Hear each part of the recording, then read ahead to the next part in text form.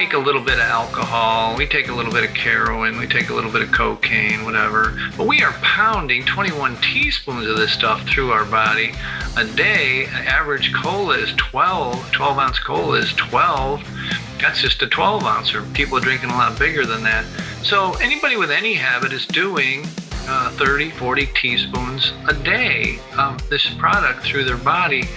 And now the science is very clear on this in the last 5 or 6 years. They slide people into MRIs. They put the little bit of sweet on their tongue because if they move, it screws up the thing. But they just put a little bit on their tongue, and the MRI lights up just like someone that's doing alcohol or drugs. Welcome to the 1000 Day Sober podcast. My name is Lee Davey. I'm not an alcoholic. I refuse to be anonymous. I am someone that doesn't drink alcohol, and I spend every waking moment of my life helping other people do the same, like right now.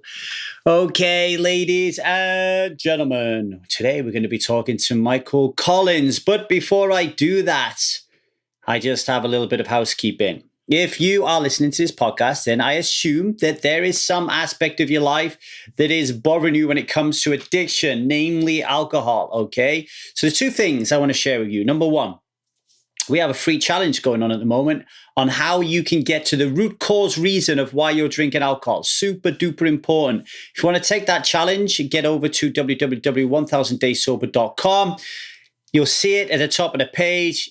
Leave your email in there and we will send you 5 spanking videos that will really help you get to the root cause reason why you are drinking alcohol. Number 2, if you want to really change your life, if you want to change your life and transform and go much, much deeper than just quitting alcohol, then you need yourself a coach, okay? And I am a very good transformational specialist. So if you would like to work with me and learn everything I've learned about overcoming addiction and changing every facet of my life, okay?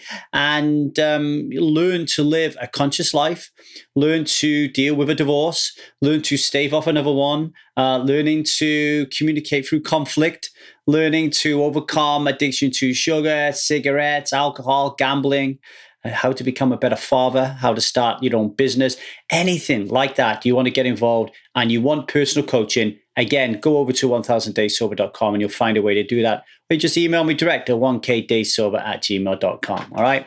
So without further ado, I'm just going to get straight into this week's guest. It's getting a little bit late here. You're going to be talking to Michael Collins. Now, Michael, he believes that sugar addiction is very real, not to be taken lightly. I agree, Michael. As a person in long-term recovery from substance use disorder for over 35 years, Michael took a very keen interest in what sugar was doing to him and his friends in early recovery. And after much research and experimentation, he quit sugar with the help of amazing mentors. He then raised 2 children sugar-free from the womb to 6 years old.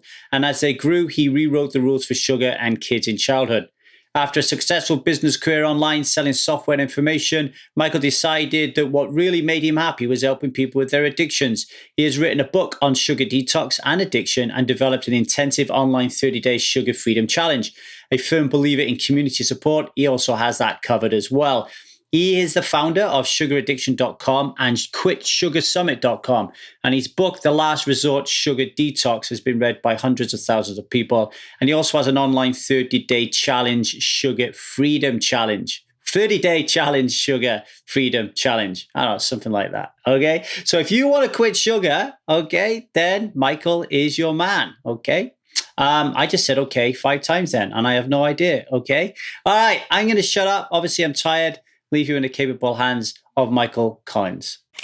Michael, welcome. How are you diddling? I can tell by your aura that you're a very calm, chill guy. I am indeed. That's what I get all the time. Is you're laid back, Mike. You're laid back. Is that anything to do with the fact that you don't eat sugar? Or have you always been that way? I think marijuana did it to me years ago, but I think no flour, no sugar, and caffeine for 30 years will will mellow you as well. No caffeine as well. Oh, we'll get to that. So why sugar? What was your journey? Tell us a little bit about why you decided to take on what I consider to be the greatest addiction of all, Whoa, I like that. It is truly the greatest addiction and all the greatest pandemic that the world has ever faced. I have a podcast version. It usually brings up more questions than it answers, but I grew up as a regular kid. I thought everyone thinks that, I think, but my mother was a sugar junkie, my favorite sugar junkie. She gained 60 pounds on my birth and said she mostly ate sugar. And so we literally had unfettered access to the sugar bowl. We could eat as much sugar on our cornflakes or our Cheerios as we wanted to. And we were scraping out a quarter of an inch of sugar with the milk at the bottom. And we would make Kool-Aid with 3 times the sugar in the recipe. And, it's kind of a sad story at the beginning. My mom, my grandma, my mother's mother died when she was only 8 years old. And they had to move in with her aunt, and the family owned the country store across the way. And anytime that she went in there, they made a deal. My grandfather made a deal that just give her the candy and let her have it. A nice gesture for a child that lost their mom, but it set up something that's very important in the work that I do, is that it made her believe that sugar was love and that sugar was what, you got when you felt bad. And so fast forward, we went through our childhood with just crazy amounts of candy and ice cream. And it was just very prevalent. We made these giant sugar cookies every Saturday with her. And she loved making us Christmas cookies. It was just sugar soaking. And there's a great video on YouTube, which is irrelevant to the story, in that Eric Clapton, the famous guitar player, is sitting with Ed Bradley of 60 Minutes in his $7 million Antigua treatment center. And he says to him, so Ed says to Eric, he says, Eric, this addiction thing, it started with heroin, right? And he said, no, Ed, it started with sugar. He said, I used to eat bread and butter and sugar sandwiches when I was only 5 and 6 years old to change my state. And remember that, put a pin in it, because as we go on, it's a really important part of the story. So fast forward, I run into beer about 14 or 15 years old. And I knew that changed my state. I was convinced, obviously, because I was shy and I was able to talk to girls, and we'd drink beer behind the high school and go to the dance. And I was all liquid courage. I could definitely talk to the girls. So another fast forward, and we can talk about this if you like, but I got sober at 28 after running some of the largest nightclubs in the country and really having a huge party of it all. But I went right back to sugar, as do most of the folks in the recovery movement, and everywhere, but mostly in the recovery, they use sugar as the substitute and gain, as I did, quite a bit of weight quickly. Most of them gained 20, 30 pounds quick, and some much as 40 and 50 pounds in the first year. And so I started to, research it a little bit, and I ran across a book called Sugar Blues. And Sugar Blues was written in the late 80s, late 70s, early 80s. And the guy that wrote it is a guy named William Duffy. And Duffy was he was an author at the time, and he was at a party, pretty fancy party, but he was putting 2 lumps of sugar in his coffee, and he heard a voice from behind that said, I wouldn't have that stuff in my house, let alone my body. And he knew the voice. He turns around as Gloria Swanson, the famous movie star. And so he ends up marrying Gloria Swanson, and they promoted that book pretty heavily. But I fell in love with the idea of the history lesson. And he described, and I had never read about this back then, over 30 years ago. I never read that the English empire was built on the backs of sugar and slavery. And they would go to the west of Africa, and they would pick up the slaves, and they go to the Caribbean and the Americas. And they would, I guess I just read yesterday, a couple of days ago, there was 3,200 sugar mills by the end of the 1800s in the Caribbean. And that was all started in the 1600s. And it just exploded Europe too, because France and Spain got involved. And what happened is England took over the entire world. El Chapo, the great drug addict, the great drug addict too, but drug dealer, never, he had nothing on these guys. They had so much money. And we went from 5 pounds, the average a human being went from 5 pounds to over 100 pounds of sugar in that time period. Mm. So I love that story. And I still today talk about that we can't get out of this problem we're in the world without figuring out how we got into it. Mm. Anyway, keep going in the story. At the time, I got married to a woman who I somehow talked into not having flour, sugar, or caffeine in the womb while she was pregnant, and we lasted till they were 6 years old, where we kind of caved in, but we gained our resolve. So their entire childhood, you did. It was we were fighting, and the grandparents and the Montessori schools, and it was really hard. So we ended up gaining our resolve back the next morning, that day after the roller skating rink party. And for their entire childhood, they never had sugar in the house, but only once in a while outside birthday parties. And so about 12 years ago, my kid, I went on to have a regular life. I went on to have a regular business career. And my kids, because obviously they were affected by this, I said, Dad, you should write a book about sugar and stop talking about it with us. We don't have any sugar. And so, I did eventually. And, but before that, about 10, 12 years ago, I bought the domain sugaraddiction.com. And I started giving out the best information on the planet, great blogs and great, all the up-to-date research. And some people took and ran with it, but for the most part, nothing happened. And I was busy. It was part-time.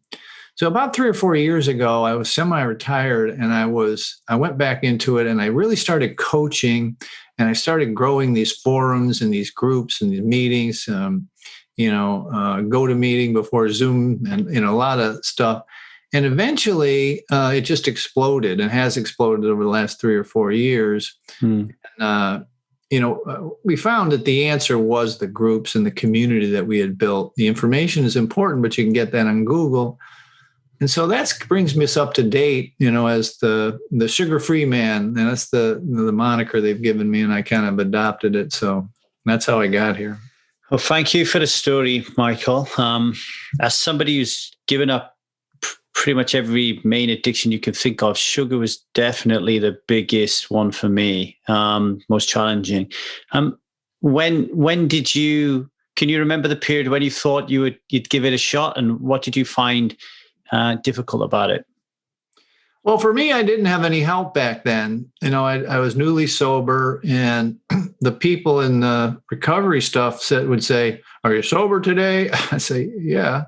They say, "Well, don't worry about the sugar and the flour or the caffeine or any of that crap." They used to call me the weird addiction specialist. Yeah. And I'm like, it's like, but I had rosacea, still worse than when I was drinking. I had adult acne really bad. I was gaining weight. I was lethargic, and I really had to have it. I was drinking 16-ounce Mountain Dews, 6 or 8 a day, all kind. I don't think I was eating any real food, just pasta and pizza and bread and all that kind of stuff. And it was trying to treat me like the drugs did. It was really dragging me down.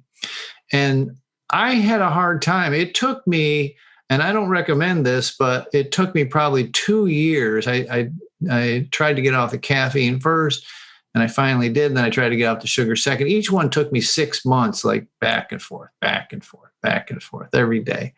And then the flour finally. But yeah, back then it was, a lot of people were not hip to what's going on. And the new science has come out really in the last 5 or 6 years. So it was hard, very hard. And when you're talking about sugar, how deep did you go? Because there's people listening to this could be thinking that it's just candy, but when you really think about it, there's sugar in virtually everything that you buy in a supermarket, So how far did you go with it? Yeah, I get a lot of pushback on this, and we're 100% abstinent. So the people, I got my start in late stage food addiction. So in order to recover, you need 100% abstinence from flour and sugar. Flour turns to sugar in your stomach, and grains are just sugar holding hands. That turns to sugar pretty quickly as well. And so, because it sets up cravings, about a third of people biochemically can't ingest this stuff without setting up cravings.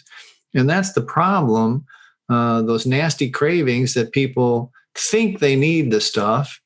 I always draw the parallel or the analogy of the person who's lost 100 or 200 pounds, fallen to a right-sized body and kept it off over a time period, 2 or 3 years or longer. That person didn't really go through what the $72 billion diet industry talks about. They didn't just eat less and exercise more. They actually had to go through an emotional recovery. They had to actually change their emotional management system, just like someone who would recover from alcohol and drugs. And that's the key to our work, and that's the key to what we do, is we've brought over, a lot of the stuff that was learned in recovery from alcohol and drugs over to the sugar.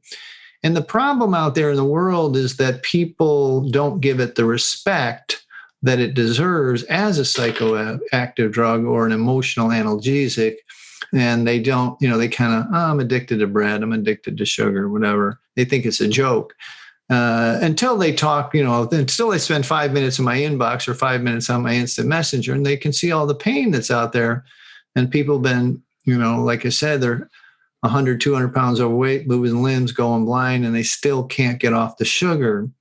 So this elevation, if you will, I like podcasts because podcasts are able to, I have an arc, a time of 30, 40 minutes, 60 minutes, whatever, to set this whole thing up. I don't have a meat is murder or friends don't let friends drive drunk thing, an instant sound bite.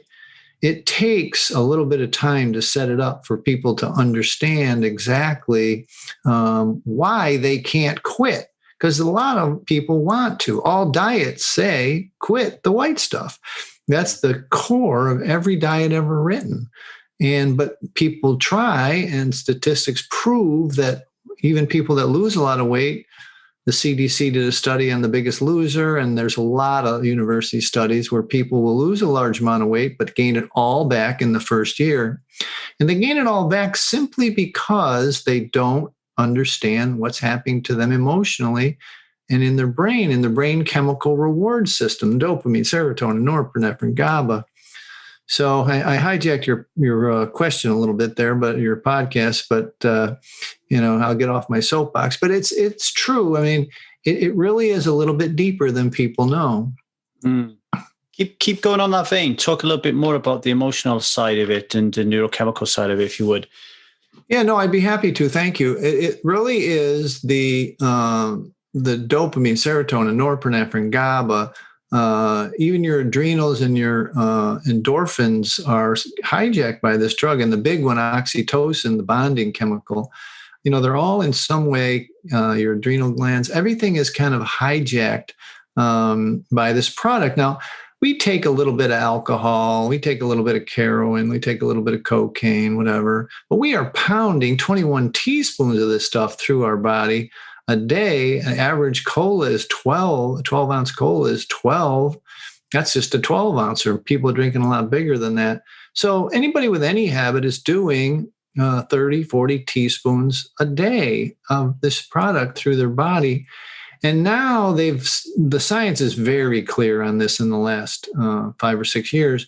They slide people into MRIs. They put the little bit of sweet on their tongue, because if they move, it screws up the thing. But they just put a little bit on their tongue, and the MRI lights up just like someone that's doing alcohol or drugs. Yeah. And when you talk about the dose makes the poison, this is, your dopamine, serotonin, all this stuff never got a break since you were probably in the womb. In chemical or in scientific terms, it's called down-regulated. Your dopamine receptors are down-regulated. They're thinned out. You have less of them. And serotonin is the SSRIs, the antidepressant medicine and, the anxiety medicines. I mean, people are trying to dial these things in. They'll give you one, they'll give you this one, they'll take you this one away, they'll give you half of that one, they'll change your dose, trying to dial in so you feel better. Well, people don't realize that they're actually doing this self-medicating. They're doing this with sugar, flour, and caffeine. They're playing with their dopamine. They're playing with their serotonin. So they're just right, from their habit, they understand that, if you drink too many coffees, you can't do your speech, or if you don't drink enough coffee, or it won't be good for your, you won't be performing well. And so it's like the part that's difficult is that the new science is proving that these things are just as powerful in large doses as the recreational drugs that people are abusing. Yeah, there's an aspect there that you touched upon. It's like the paradigm, right? It's like my daughter's 4. I was certainly adamant that she wasn't going to have any sugar when she was born. We found it a lot more difficult to control than I thought I would. Mm-hmm. But she was watching a little TV show on YouTube the other day. It's called Blippi, So she was watching this Blippi show for like 10 minutes, and he was making lemonade. Mm. And he said he was making lemonade and teaching them how to make a lemonade stand. And she was enthralled into this thing. And he turned around and said, now for the special ingredient. But I got to tell you all, the children, just like too much of this stuff is not good for you, right? Mm. And now it's sugar. Now we're going to put 6 tablespoons of this. So he said, this is not good for you. And then he put 6 tablespoons of the stuff in there, right? Right. Like right. What is that? How is a 4-year-old going to kind of like get that in, right? So there's this there's all the chemical side of it that's going on. But and I agree with you, like it's all starting out in the womb. But then there's also the story, right? Like any one of these kids' books that I could pick up down here that I read to my nipper is like I was reading one yesterday. It was about a young girl called Pinkalicious. She went to this guy called Mr. Twizzler, and he had a cupcake factory, right? So when you go out to the street, what does she want? She wants a cupcake, right?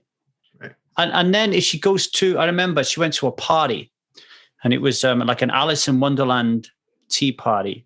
This is where we've done really good to keep her off sugar. I can't remember how old she was, maybe 2, maybe. Mm-hmm. And my wife called me. She said, we got a problem. I'm at this tea party and everything is sugar. I'm not kidding you. Everything in here is sugar. And she's going crazy because she's the only kid who's not allowed to have any of this stuff.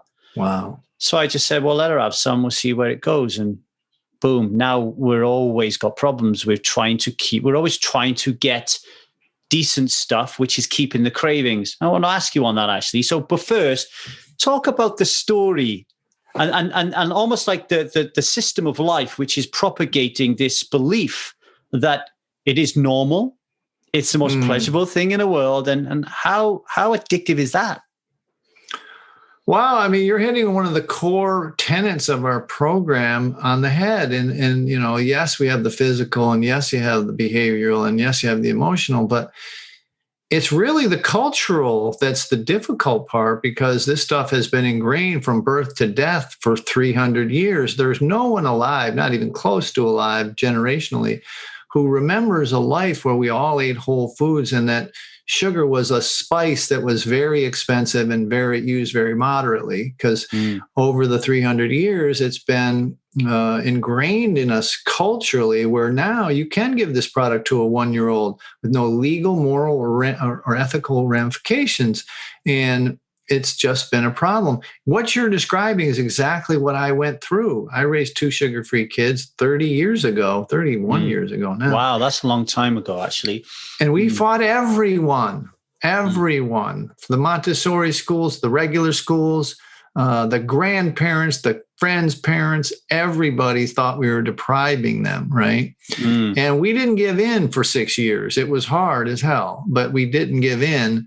And I do think my children came out better. Those first 1,000 days from conception to year 2, the brain grows so much. And now the American Pediatric Association, the American Pediatric Dental Association, and a couple of other doctor organizations, have come out with an actual recommendation that no sugar sweetened beverages at all for children below 5 years old. And I think they've even upped the candy. That's the only change in the dietary, or one of the only changes in the dietary guidelines for the United States about less sugar for kids under 5. So they're starting to get it, but it's still, that doesn't mean anything, because it's perfectly okay to give it to a child. And it is cultural, and no one gets it yet. And this is the depth and the breadth of my work, is to try and get the childbearing women. Because I always say this, look, if a woman with a cigarette issue or a substance use disorder finds out she's pregnant, I'm not kidding you, she's not even waiting until the next day. That afternoon, she quits smoking cigarettes, or that afternoon, she quits drinking or doing whatever drug she's doing when she finds out she's pregnant. And I really believe that needs to happen with, sugar and stuff. And, people, it's slow. We're in the beginning of about a 30-year tectonic shift, like condoms in bathrooms and drinking and driving, smoking, public places, that kind of thing, where the science now says, hey, look, this is not going to happen. This is, ever hear the term the right side of history? We are on the right side of history. This is going to happen. Yeah. Which when is the question. And, it's a cultural boondoggle that we've got to live with it, because it really hurts my heart to watch overweight kids. We have an epidemic of fatty liver. This is an alcoholic's disease in children 4, 5, 6 years old and older. That because they can't process the amount of fructose, which can only be processed in the liver. They just can't process it. They have fatty liver. And children don't mean to be mean, but when a child is overweight, they get teased and their self-esteem is affected. And look, they didn't buy the damn groceries. They were like just innocent bystanders. The parents bought the groceries up to, before they could even get to a store. So, yeah, we have an assignment in our Strive method for addiction called the gatekeepers, really focusing on who's bringing the booze in the house, who's bringing the sugar in the house, who's bringing the cigarettes in the house, what's going on, like how much control did you have when you were younger, and that kind of stuff, It's something I come up with me when I was thinking about it, as more and more as I get healthier, and as I like to say, live more of a conscious life, I attract more people who live the same way, right? Sure. What I've started to see happening in my circles now, which never used to happen, is we went to a park on the weekend, and the family we were with, they had what they believed to be sugar-free candy. Which is okay. So it's a step up. They're not giving they're trying, right? Yeah. The heart's in the right place. They're just a little bit uneducated. And then I'm like, well, I don't want my daughter to eat that, right? And then they go to give it to her, because my daughter's like we call it a scav in the UK, right? She's just hanging around them, like to be given like leftovers. So she's hanging around, and the woman goes to give my daughter this thing, and she stops, and she says, "Oh, is this okay for her?" Now, a couple of things I just want to raise, and then I'll just open you to freeform. Is one, her instinct to just give, right? So her instinct to just give this drug to my child without even asking for permission. And that is unusual. Normally, it's just given without permission. Like people will you'll go into a dentist, they'll give them a fucking lollipop. You're like, whoa, I don't want you to give them the lollipop. On an airplane, to try to keep her quiet, on I think it was the Asian Atlantic, they were trying to give her sugar and they didn't speak English. I'm like, fucking leave her alone. Like she doesn't want that stuff. So there's that aspect of it. Yeah. And there's also the aspect of the uncomfortable conversation that has to go on between the adults when the adult says, is this okay for her? And then all of a sudden you're thrust into a status hierarchy. Does she think I'm a smart ass or better than her? How does she feel when I say, no, I don't give that stuff to my children? And she does. Like, it is so uncomfortable. I mean, do you have anything to say on that? I hope you're enjoying our conversation around sugar. Now, just an important news flash. Some of you will be aware of this, some of you won't. When it comes to sugar addiction, it's really important to understand that there's something else below that. There's another reason why you are using sugar as a self-soothing technique. And finding that reason, what I call the root cause, is really important when it comes to overcoming any addiction, okay? Get over to www.1000dayssober.com. Join our alcohol light bulb challenge, and I promise you, in 5 days, I will guide you to the root cause reasons that you drink alcohol, or in this case, the root cause reasons why you eat sugar. Back over to Michael Collins. Oh, I've got volumes to say on that. I mean, you're 100% right. You went through it. I went through it at a time when nobody was woke. At least now people are waking up, right? Yeah, no, you're right. And that's exactly what happened. And so it does happen exactly the way you described. The fact that the woman even asked is a miracle in itself.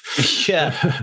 There's a guy over there in the UK. He's a dentist. He's been on our summits. We have this Quit Sugar Summit every year, twice a year now. But we interviewed him. He has something called the Rewards Project. Mm-hmm. And the Rewards, it's a nonprofit. His name is James Galulik, Goolnik, I think. Nice guy, real nice guy. And he's trying to revamp how children are rewarded. And it's like, everything at soccer practice, in schools, they give, like you say, they give them the sweets, and this is just normal. Yep. And it's not normal. It's not right. It's not what will continue. 50 years from now, they're going to say, they used to give sugar to kids, right? I see. No, really, it's going to be I agree. An adult treat. One of my mentors says you should have an ID and be 18 to buy the stuff right now. But the societal piece of the puzzle that you're describing, and that's for adults too, remember now, the same exact thing goes on where you're ending up the odd man out, the food pushers are, come on, I baked this special for you. All this crap that, sugar is love, or sugar is part of the cultural bonding necessity. It's just not. It's just not. And so, this is the things that if someone is listening is thinking of taking this on, they need to be aware of. And moreover, they need to have other people like you and me who are woke. And I like that term the kids came up with, woke, and to the point where they are willing to talk with another group of people who do believe this. And there's a few of us out there, not many, but there are a few, because you just have to accept it. It's kind of like the reason that they had Alcoholics Anonymous be anonymous back in the day, because most people were not going to accept the idea of a disease and that kind of stuff. And you got in trouble with your job if someone knew. And so this is the same thing. You've got to be with a group of people, a tribe of people. Just like I've read a little bit about your work, those kinds. You have to have a different group to accomplish these things, and that's how it's done.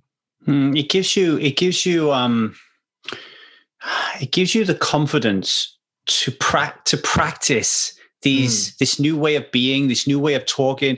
Like the example I gave you about this weekend, right? Like, I am so practiced now in saying to people in the right way, so they don't feel like I'm judging them, and I'm not trying to be a smart ass just by saying, no, these are the choices I make. But there are a lot of people who come to 1000 Days Sober that is so terrifying that they don't stop using, because they just don't want to have that conversation. So when you build a community like you've done, like I've done, we can say to them, okay, all right, let's practice this, because it's not as bad as we think it's going to be. When you get it in your head that A, you're not giving anything up, and B, you're prideful about it. Be proud. Like, you should be really proud that you're taking care of yourself, like, and not feeling ashamed that you're doing the right thing. I mean, I think the thing that I see is I did something called the elimination diet, right?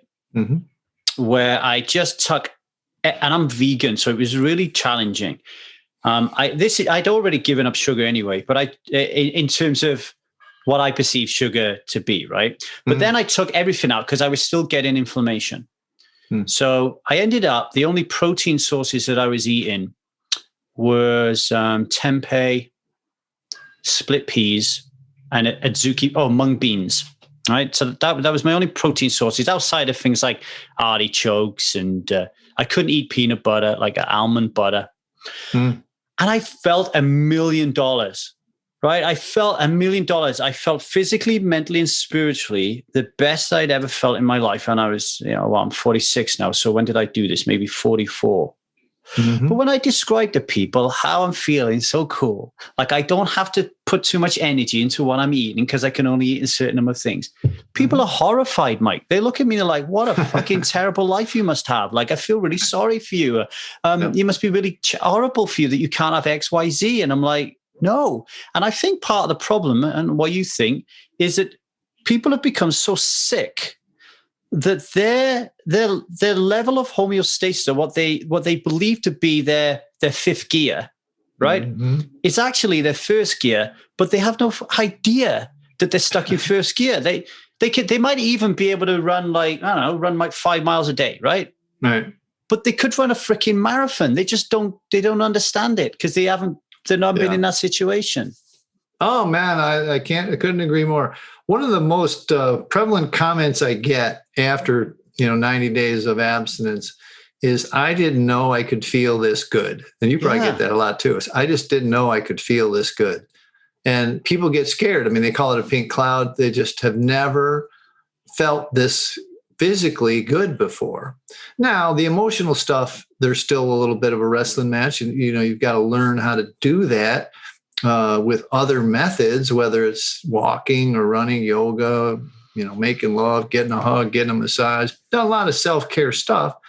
But yeah, 100%. I mean, and I agree 100% about the homeostasis and people thinking that they're, this is life, that this is aging. We did a meme the other day that people think aging, and but it's really just the sugar addiction was the biggest thing we ever did. It got shared, 300-400 times. And people were just amazed that it's so true that all of these quote unquote aging diseases, the blind, losing your sight, joint. One of the things we get all the time is joints, hands and knees, hands and knees. Everybody's hands and knees, the pain goes away almost immediately. The brain fog goes away. You start processing better. You start feeling better. You can focus better. Your skin clears up. That's before the weight. They came for the vanity. They stayed for the sanity. I love that. It's like they came because they thought they needed to lose weight. But what they discover is that all of the other benefits of not using this product. So yeah, it's hard. And here's what I find as a marketer, as was my career back in the day. People don't want this thing. They want cute clothes and golf clubs. They don't want a 30-day challenge. They don't want to have pain, go through pain so that they can then have pleasure. They're just not interested. They don't want to be group joiners. So what I got to do is I have to bolt on to the ever popular sugar detox stuff that that's all the rage out there on the internet. And then when they get inside, I ease them towards these ideas that you and I are discussing so that they can possibly extend it into a lifestyle and not just 30 days and then go back to your old life, which what good does that do? Might be more harmful than good. Yeah. I was reviewing a video. We're just about to do a 12-day free training for helping people to learn more and understand more about alcohol addiction.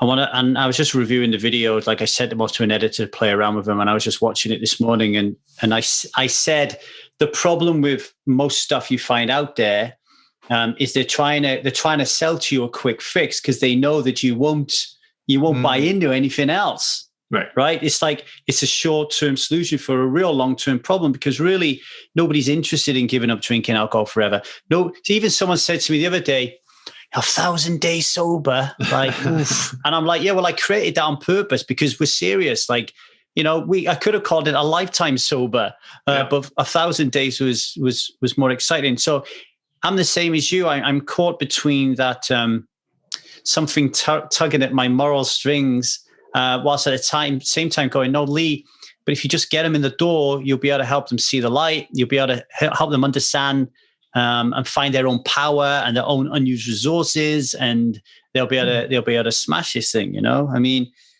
It's interesting. Like when you said, I didn't know it could feel this good. Mm-hmm. When people come to 1,000 days sober, primarily to stop drinking alcohol, we don't get to hear that a lot, right? Not as much. The feelings are only temporary. And the reason is because a lot of people stop drinking alcohol, but they don't change anything else. Yeah. And then and then it's only a matter of time before you end up back where you was, because you're not, we call it like, we say choices. So we say, you're making a primary choice to stop drinking. Right. You've got secondary choices to help you stop drinking. I'm going to listen to Lee's podcast and all that kind of stuff, right? I'm not going to go to a pub. I'm not going to have alcohol in the house. But unless you make that fundamental choice to live a conscious life, which means, hey, not only am I going to give up drinking alcohol, but I've got to I've got to meditate every now and then. I've got to be more mindful. I've got to be more present for my kids. I've got to stop shouting at my wife.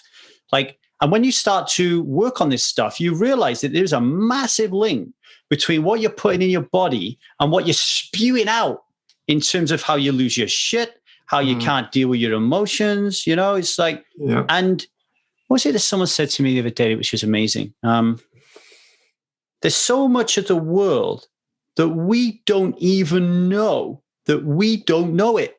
It's not like it's like we know what we know what we don't know, but there's so much of stuff that we just don't even know that we don't know. I'll give you an example. When I got everything out that was causing me inflammation, of which sugar is a big thing.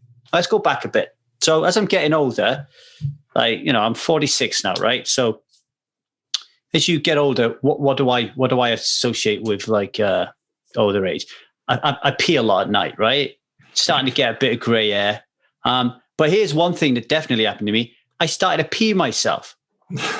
So I would go to the toilet, I'd have a pee, I'd give it a good shake, I'd wait, I'd give it another good shake, I'd stick it back in the pants, I'd walk off and I'd piss down my leg, right?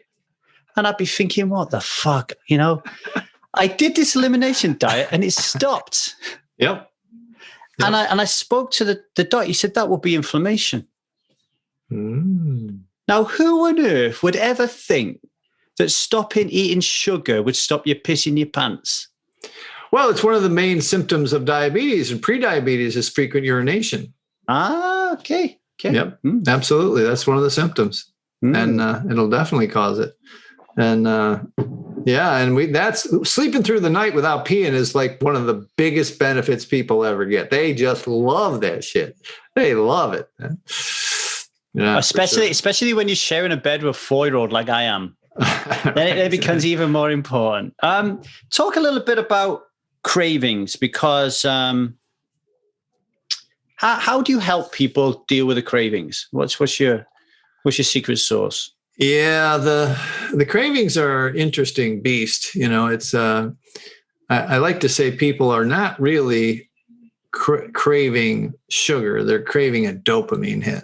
The brain wants to get a dopamine hit. It'll go to illicit sex, illegal gambling. It will do anything it has been trained before, unconsciously or consciously, to get relief from whatever, to get the little dopamine squirt. And that is when I tell people that if you're an adult of any age, you're probably not actually having cravings. You're in the beginning stages of withdrawals, and you're just trying to get back to even. You just want to get back to not feeling bad. And that's what, I got to get into their head, because, everybody's, thinking, and the cravings are an interesting constellation of everything. It's really hard to describe, but your car can drive itself to the 7-Eleven. Your brain wants it. Your belly wants it. You want the taste or the crunchy or the smooth or whatever. So you get this hankering, this craving for it. it's the body is definitely working against you in that case. But the only real true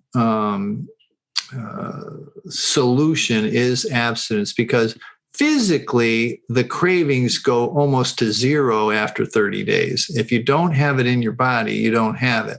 So there is a time period where it is, 1 minute at a time or 1 hour at a time. You just go for a walk, drink a big glass of water, brush your teeth, all these kind of tricks that we have to make sure you don't ingest the sugar.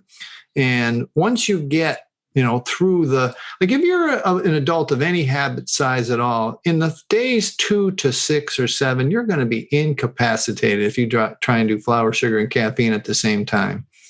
I've seen it 100 times, more than 100, hundreds and hundreds of times, where people, they're like, I can't get out of bed. It's the worst flu I've ever had, whatever. And because the toxins are coming out of their body, the body is finally, and it's not just the toxins that are sugar, flour, and caffeine. It's now that the body stopped having to process sugar, flour, and caffeine, it can start on other toxins that were embedded in your fat. And, they start to go into your bloodstream, it just makes you feel like crap. And so my suggestion is always hydrate, sleep, walk, and make time for those 4 or 5 days, because it's very real. It's very physical. You're going to be tired. You're going to be angry. You're going to be lonely. You're going to be depressed. And it's not like you need to go to the doctor and get some kind of depression medicine. It's a physical thing where the dopamine is now no longer being pushed manually by you ingesting the substance. It's just flat. It's just like you're not getting back to normal by the push of the sugar. So you're just going to feel blue for a few days, and you just got to get through to the other side. It's very helpful. We don't ascribe to any of the diet culture, the $72 billion diet culture that says, eat less and exercise more. We have people walk, and that's the only thing, because too much roller coaster, lifting weights or aggressive kind of stuff, or sprinting or running, it destabilizes you. So just walk an even amount, good amount, and that'll help recalibrate your brain chemicals to get through to the other side. But once you get physically to the other side of 30, 60, 90 days, the mental game kicks in, and your use of the product becomes, at that point, and you can, if you're journaling it out, you can see it becomes something that is, you're consciously using this to numb out. And then, you're in a good place, but you're also in a dangerous place. So yeah, physically there's a little bit of, I don't want to say, draw your line in the sand and stick with the, people that are doing it and do all the little tricks we have, but some level, the resolve's got to come from within a little bit, Talk about that numbing out a little bit, because it's not something that I can identify with when it comes to sugar. Maybe it's something that I've just never thought about before. Like I can obviously picture when I used to numb out, when I used to drink. I can picture using pornography for different reasons, but for and gambling for different reasons, right? Sugar for me I always thought it was, I just love this stuff. And my body's telling me I want it, but I never put numbing together with it. So just enlighten me on that a little bit. You're not alone. It's absolutely an unconscious process, right? And it goes way back to the childhood thing where, your mom was busy and she had other kids and a job or whatever. And, you were crying, and instead of getting down and giving you a hug and say, "What's wrong, dear?" She'd give you a cookie, and that would stop the crying and get you on to, get her 5 or 10 minute break. And so we learn unconsciously or consciously, but mostly 99% unconsciously, that this reward when we're anxious or worried or fearful or scared or something, that we would move to this product. And it's almost ubiquitous and almost free. You can always get a hit of it. And so, fast forward, and, when's the last time you saw a movie where a woman got dumped by her boyfriend and didn't have an ice cream party? It's literally become a cultural norm because it assuages feelings of worry, fear, hurt, and guilt. And you're not doing it consciously. And what's happening is even the little stress with the wife, a little stress with the boss, a little stress with the kids, and you just, I don't want to think about it right this minute. And a little bit of pop of sugar just puts it off till the next day. The problem didn't go away, but the feeling, and look, it doesn't have to be sexual abuse or, physical violence. It can be, you've heard of ACEs, the, whatever it is, the adverse childhood experience, kind of the trauma stuff. And so, a lot of times people are using and this is very common in people that are honest about losing a couple 100 pounds. They were always physically or sexually abused, and they were covering it up. They just didn't want to feel it. And when you get sober from sugar, you have to start feeling it. And on top of it, you've got to find new systems of emotional management to do everyday stuff, just the everyday stresses. And now you got the two of them running parallel, and the world is naked. Your emotions are naked, and you got to deal with new ways to manage them. I'm so glad I asked you that question, because this morning I was doing some work on Erik Erikson's 8 stages of psychosocial development. Sure. And it was for a week that we're doing here at 1000 Days Sober on shame. Yeah. And we were focusing on stage 2, which is the age between 2 and 4, which my daughter is now. And Erikson says at that age, the kids are going through this battle between autonomy, shame, and doubt. So they're trying to go out in the world. They're trying to say, fuck you, mom and dad. I want to do my own thing. They're screaming and shouting at you.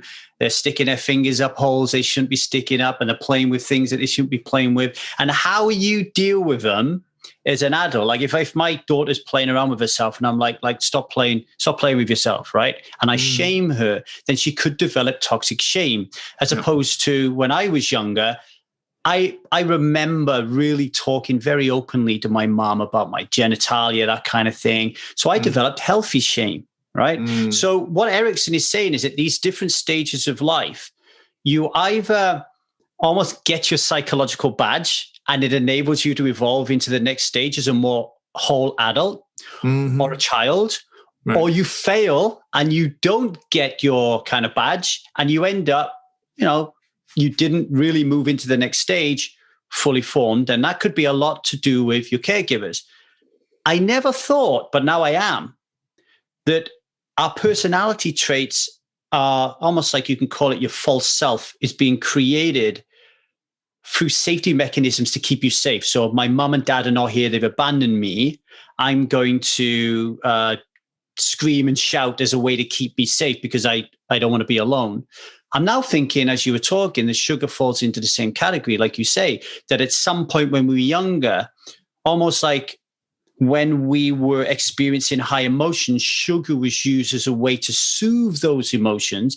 That got locked into our personality archetype at a 2-year-old to 4-year-old. The next thing you know, you're 46, 47, 50, someone's shouting at you, you've had a bad day, and unconsciously you go back to the 2-year-old and go and have a chocolate bar. 100%. Exactly correct. Very good summary of it. That's exactly right. That's exactly I never thought, correct. do you know why I never thought of that before? Because my head was always in alcohol. Yeah. And I always assumed, okay, yeah, I get it in Erikson's adolescent stage. So when we're going through 12 to 19, alcohol, yeah, I can totally see how we're using alcohol in order for us to, as a defense mechanism, as a need to fit in, as a need to be liked. I just bypass sugar, obviously, because I'm not thinking about it. But I can see how sugar, from the moment they are born, the very first, in utero even, to the way they come out, it's sugar. When I was younger, we'd have our bottle would have sugar water in it and all kinds of shit. I know. And that the common construct in recovery from alcohol and drugs is if you're 14 or 15 and you start using drugs, you stop growing emotionally. This is a very well-known and common construct. And your life's a mess, your finances are a mess, your relationships are a mess because you didn't deal with this stuff emotionally. You checked out. You used the drugs instead. Think about it, and this is very for the people who are honest, who have had success in recovery. this stuff started when they were exactly the ages you're describing, probably younger than 2. But that's when it started. They started a pattern of emotional management with sugar. And, a lot of them, when you're an overweight child, you just have never having a true ability to manage your emotions, to know what to do when you're upset that doesn't revolve around a substance, right? So that's the hard part for me to educate into folks who are 46 years old, who, are 200 or 100 pounds overweight, and that I have to tell them about these, constructs. And they say, what's my diet plan? What do I eat? Because they've been drilled this from the diet industry for 50 years. And so it doesn't change anything. It doesn't change a thing. And the studies, I don't know if I mentioned, I've done so many podcasts, but I mean, it's very common that people, when they lose a bunch of weight, they gain it all back and then some. Yeah, because they're not solving the problem. They're putting a Band-Aid on the problem via exercise or good diet for 30 or 40 days. And then they go right back because now some emotional thing comes up, some divorce or financial or whatever comes up, and now they're right back in the sauce. I guess another problem. Let's say you've got somebody who has developed an addiction to chocolate. So their paradigm is, I'm addicted to chocolate, right? Mm-hmm. So they're trying to stop eating chocolate, but at the same time, in their diet, there's a high level of sugar use. And they're not dealing with the emotional fallout and the trauma and doing that kind of inner child work. I guess the real problem is that the use of the other sugar substances are actually replacing the chocolate. So you're never really doing what you say. Like, you look at the bell curve. So like you're at homeostasis, you get anxious, you're like, oh my God, like I'm in massive kind of like parasympathetic nerve state. I don't know what to do. And now the body actually has the ability to naturally get back down homeostasis because we're human. But this person doesn't know how to do that. They don't eat chocolate anymore. So they'll just go and have a pasty, or they'll have like a pizza, or they'll have some bread, like 15 slices of avocado and toast, thinking they're being healthy. And then that means that they're only literally chocolate is just there. It's just round the corner because they really aren't divorcing themselves from it like they think they are. Yeah. No, that's why you need the abstinence. Yeah, you got to have the abstinence. It's just so important part of the process. You can't seem to, you're not going to know, and I call it a scratch test. Like if you go to the allergist, you get a scratch for pollen and ragweed and dust or whatever, see if you're allergic to something. And I call it adulting. If this is something you think is interesting to you, if you had difficulty with weight and sugar and health issues, diabetes too, or whatever. I have so many people that have diabetes too and still can't quit sugar. It kind of boggles my mind a little bit. But if that's the case, give yourself the grace of 30 or 60 or 90 days. I've never gotten anybody to 90 days and have them go back. Now, they may slip occasionally, but we have effectively screwed up their sugar use because their skin is better, their brain is better, they're falling to a right-sized body. And if they want to experiment with something, say they want to try some keto bar, or they want to try some shake or some pill or something, they try it with the N1 experiment of a clean body, and usually 99 out of 100 times they have an adverse reaction. Because when you're pounding all that sugar, you're so inflamed, you don't really get the actual effect of some of this stuff, this other stuff that you would eat, right? This stuff that I don't agree with either, which is, mostly, I call it powder addiction. Anything's ever been reduced to a white powder, the body there's too much surface area. It's uptake. Michael Moss's new book, Blow Your Mind. It's really about the Hooked, right? How the food giants exploit our free will and the food giants and our addictions. The bottom line is how fast the power of something's addictive nature is how fast it gets taken into the body. And sugar is less than 0.6 of a second uptake to the brain. Hits the tongue, boom, right up to the brain. You know what I mean? Doesn't go past doesn't collect $200, doesn't go through the digestive system, goes right into the mouth and right into the brain, right in the blood system. And so it's not, anything until you get a body that is what we evolved for 10 million years up to just 300 years ago. Until you get that body back, you can't answer your own question of listening to your body. People say this phrase a lot, but they're not really able to if they can't. I read this thing the other day, or somebody was telling me about it. Down in the Amazon, there's a shaman who, before he does his thing, before he does his ceremony or anything, he forcefully goes 4 or 5 days with no sugar because he can't get the same message if he doesn't.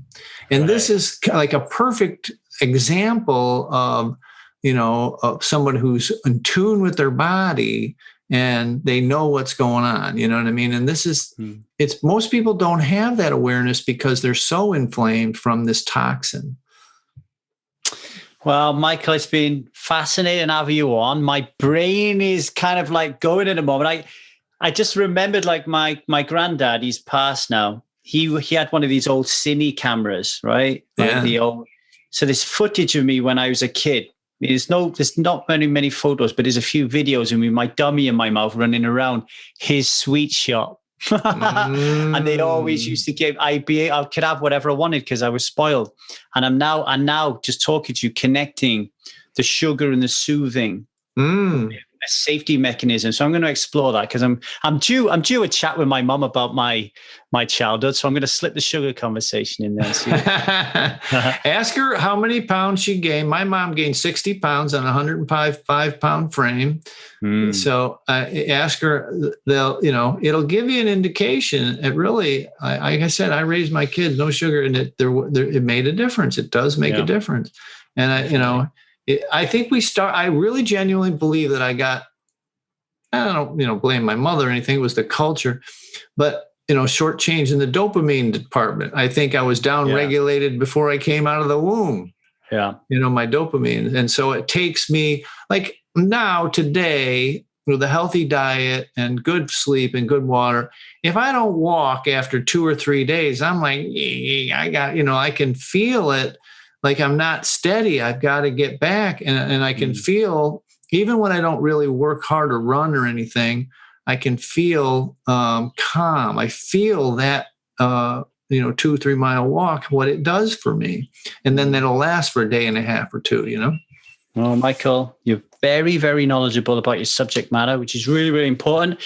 Everybody, you want to do some work with Michael Collins? You want to test out this sugar thing? You want to feel what it's like to be on top of your game and get out of that first gear? Get over to www.1000dayssober.com. Go to the podcast page. Michael will have his own little page there, and you can find the links to his Last Resort Sugar Detox, his 30-day challenge as well. And you heard him. This is serious, serious stuff. Get to it. Michael, it's been really good having you on here. I wish you all the best in the future and hope you reach the lives of millions because they need it. Thank you, sir. You too. Keep up the great work. Like I said, I've read a little of your stuff and I really think you're onto something. So keep it up. Thank you. I really hope you enjoyed that conversation with Michael Collins. Hey, I gotta hold my hands up, right? Like, I've quit sugar. I don't eat sugar, right? And I'm very good at coaching people. But Michael Collins seems to be the heavyweight champion of the world when it comes to focusing on sugar addiction. So go check him out. Put your hand in your pocket. Stop buying curly whirlies and give your money to Michael instead, because he will help you add years to your life, right? Years to your life. Sugar, honestly, of all the addictions that I try to overcome, sugar is the most challenging. So if you are struggling with your sweet tooth, get over and see Michael Collins. Right. Before you go, if you want to work with me and get that personal touch and get to the root cause reasons why you are drinking alcohol, if you want to do that inner child work, if you want to understand your trauma, if you want to understand your emotions and the gifts and the shadow side of it, if you want to understand your masculine energy, your feminine energy, if you want to know why you keep fighting in relationships all the time, or when you get triggered when your wife tells you to not use that much toothpaste, then email me at 1kdaysober@gmail.com. We'll get on a call and see if we are a good fit to work together. All right. It is the best way to be someone who doesn't drink alcohol, working with a personal coach. I'm telling you that for nothing. Until next week, take care of yourselves, and thank you as always for tuning in.